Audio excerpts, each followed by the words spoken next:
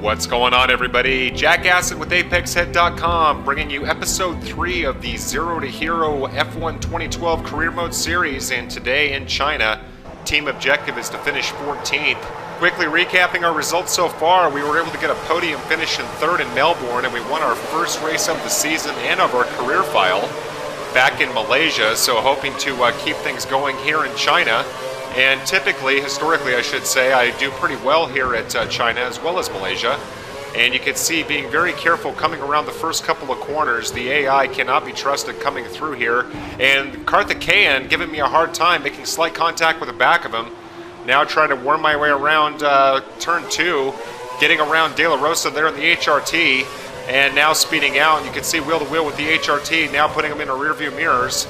And let's see if we can make up some ground coming down here into turn 6. And very slow coming through here, almost to a dead crawl, competing with Hulkenberg in the Force India. And there's Timo Glock, able to get around the Marussia. And now settling in behind Bruno Senna, competing with Charles Peak, able to leapfrog both of those cars.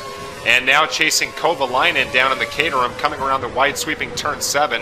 And now turn 8. Remember, I have not practiced at all on this track, so don't remember all my braking points, and it's probably going to be a while before I can have a clean run at it. Need to find some clean air before I can really do that, so for now I'm going to just be patient and follow the AI around and take my overtakes when I can, probably coming up along this very long back straight, coming up around the corner here. And not a very good line coming through there. Again, just kind of trying to get my sea legs and trying to line up my acceleration coming down the long back straight here. And should have the pace to get around Paul di Resta on the Force India car. Lined up next to him now. Taking a quick look at him and getting things wrong, going off onto the grass, and now contact with the Force India car and avoiding disaster. That was basically pretty stupid on my part. As we hit our brake markers, swinging on the inside and able to overtake him coming around the very slow hairpin. And not getting things very right coming out of the exit either.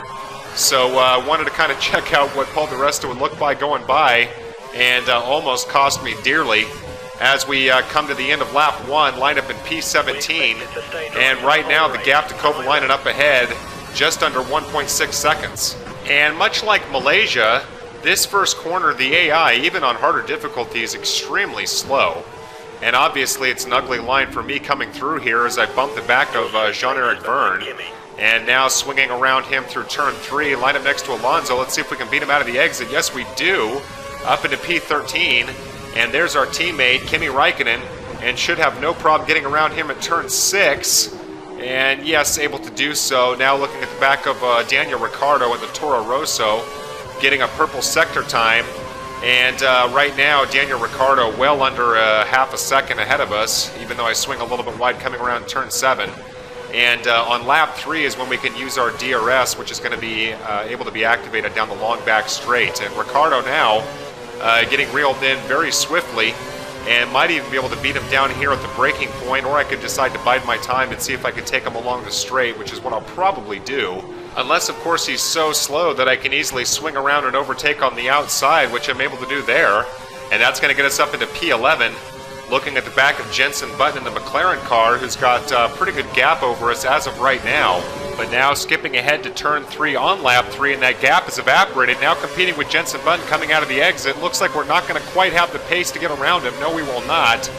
But of course, that's going to be short-lived coming down here into turn 6. Able to get around Button, and not going to have any room to get around Massa, dropping in behind the Ferrari up into P10. So now we're in the points and hitting another purple sector time. And things boding very well early on here. And seeing if we can follow Massa around here. Now turn 8. Let's see if we can get around and coming around turn 9. Not going to happen. Drifting a little bit wide there at turn 8. And trying to make sure that I'm clear of Jenson Button swinging on the inside. Wheel to wheel with Massa coming around turn 10. And able to get around him now up into P9. And can see a 3, 4, 5 cars up ahead. There's Mark Webber. Able to get around him easily. Now Kobayashi. Sticking on the outside, now moving on the inside, and trying to dispatch of him, and almost coming into contact with the Sauber, but able to avoid it. And coming out ahead of him, coming down the long back straight, and the pace of the AI, not much of a threat. And able to activate DRS, again, that glitch coming into play here, but here comes Mark Webber, the Red Bull, much faster than me. He's able to get around me by a car length, but that's short-lived as we come down to the hairpin.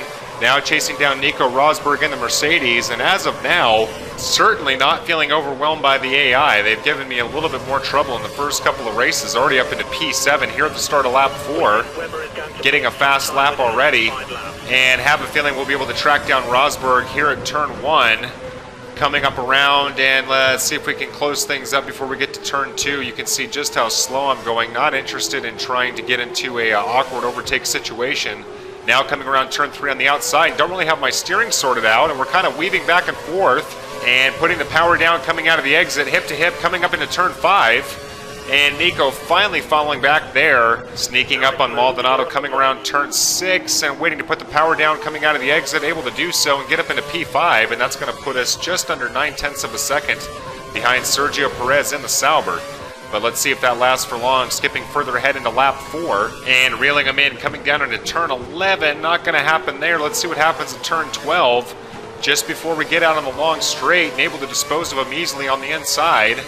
And that's going to put Michael Schumacher in our sights, who's riding in P3 right now, and it looks like there's going to be no chance to overtake coming down the long straight. Let's see if Sergio Perez is able to do so. Not even close. And again, able to activate the DRS despite the fact that I do not believe Schumacher is a second in front of me. And almost making contact with Schumacher there, coming down into the hairpin, and completely lose control, and somehow able to slow down my speed enough to avoid wing damage. My brakes almost just completely failed me. I don't know what happened. I was deceived by Schumacher's speed coming down to the braking point, and narrowly missing Daniel Ricciardo getting back onto the tarmac. But here at the start of lap 5, dropping all the way down into P12, and so what looked like was going to be a cruise control victory at least has set me back, but can't worry too much. Only lap 5. If it was lap 12 or 13, I'd be a little more concerned. In fact, let's see if we can get some of those positions back right now. You can see a good bunch of cars here, 4 to be exact, almost coming into the back of Daniel Ricciardo, coming around that apex and tipping him now.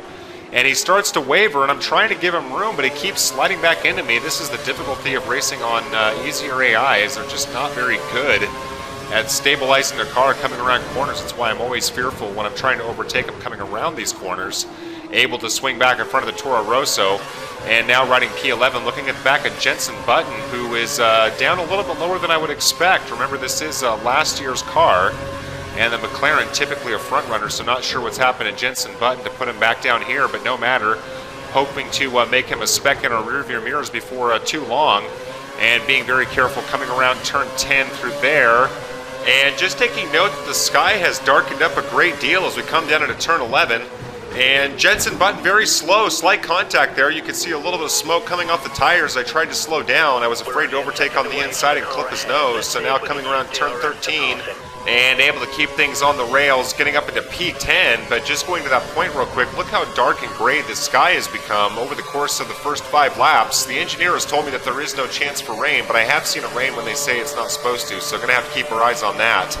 And now coming down into turn 14, and a lot of commotion almost coming into the back of the Ferrari as we come around the corner there, not able to get around Massa. Let's see if we can get by him before we get to the final corner on the lap. Very, very close wheel-to-wheel action there, and able to swing back in front of him to get up into P9 here at the start of lap 6, and taking a look at timing and scoring, just under 0.7 seconds behind Kobayashi, and as you can see, scheduled to pit at the end of this lap here. And just starting to wonder if I should have started off on the prime tires in case it does rain. Kobayashi very slow coming around there, and very, very spooked as I come around turn 2, now turn 3, just worried that I'm going to take a car off and get a penalty. But thankfully able to avoid trouble, getting ourselves up into P8. Later on in lap 6, chasing down Mark Webber in the Red Bull car, coming down into turn 14, and able to glide in front of him. And tucking in behind Pastor Maldonado. Not sure what tires Maldonado's on. He may be going into pit along with us. And you can see a few cars in there. And coming in a little bit too fast and having to hit the brakes. Smoke coming off the tires and bumping Maldonado. Unfortunately avoiding wing damage and a penalty. That would have been a complete disaster. And it looks like possibly Felipe Massa has come in behind us in the Ferrari. As a few other cars go by, there goes Raikkonen. So dropping another position and dropping a handful now. And just over 3 seconds, so very good time from the team as we change our fuel mix back to standard. And looks like we're going to have a clear track coming out. And you may have noticed that I adjusted my braking balance. And I typically get advised by the engineer to move it back anyway. So just being a little proactive Now coming around at the end of lap 7, and you can see a number of more cars in the pit lane. And we're going to be able to get up into, looks like, a top 5 position. Got some cars coming out of the exit. And we should have no problem getting around Schumacher coming around here. And it looks like in front of him is Hamilton. No, it's Sergio Perez, excuse me. And able to get around both of them. And very tight window there at the end as the corner started to collapse. But able to get in front of the Sauber and up into P3. And so things in very good shape here on lap 9, trying to chase down Sebastian Vettel up in P2. And if we can get around him, looks like Hamilton's leading the race, making a move on the inside of Vettel. Vettel not giving me a lot of room at all. The 3-time world champion letting me know that nothing is free. And you can see that the Red Bull's got very good pace coming down the straight, right on our gearbox. And I'm able to activate DRS as well as he is, so he shouldn't have any real advantage as we come down to the braking point. Might be able to make a move on Hamilton right here, but going to be patient, see if we can come out of the exit a little bit faster. Looks like we're going to be wheel to wheel coming around the final corner, and going to have to back off. No, Hamilton backs off now and able to cut off the apex and get up into P1 here at the start of lap 10. So it's experimentation time, up in the lead with quite a bit of time to go here. Still have 3 extra laps of fuel, and after building up a gap, decided that I'm going to go ahead and pit for a second set of options. I'm kind of curious what kind of race we'll have at the end of the race if I give myself 1 extra stop. So, again, sort of playing with the fact of the difficulty, trying different things. I still have 2 extra laps of fuel, and getting on the fresh set of options, and feeling pretty confident that with 3 laps to go, I can make up some ground, especially now you can see, well, it looks like we'll drop a few more positions before we come out of the exit down into P7. But these cars that just came by the pit exit should be no consequence, and as you can see, cinching up the gap, Mark Webber there following Rosberg. And again, just extremely ugly to try and overtake through turns 2 and 3. So I have to be patient coming around, able to get around the Red Bull. Let's see if we can get around Rosberg. Coming down into turn 6 should be no problem. And that will put us on the heels of Sergio Perez, going a little bit too fast, coming down into that corner, going all the way off track, now pulling back onto the tarmac, now wheel to wheel with Rosberg, and hoping that he falls back. Yes, he finally does, and you can see very ugly inside maneuvering going along the curb there. But able to compose ourselves, and now trying to get around Sergio Perez, should have no problem coming along the long straight. And that's going to put us in a position to be chasing down Michael Schumacher and the rest of the podium, so skipping a lap ahead. Now we're just over a lap to go. This is the final sector before the final lap, and looking like it's going to be a straight horse race down the back straight with Michael Schumacher. Should be able to activate our DRS in just a second right here, but as you can see, out of curves, so can't really get any advantage there. And Schumacher moving over now, almost sensing the fact that I'm going to outbrake him, and yes, I do. And locking up my brakes, coming down into turn 14 and sliding off track, hoping to keep Schumacher behind us if we can. And remember, I had that problem earlier in the race. That was also with Schumacher. Something about where he brakes there is deceiving to me, and I've missed my braking points significantly twice, one of which time almost cost me my front wing.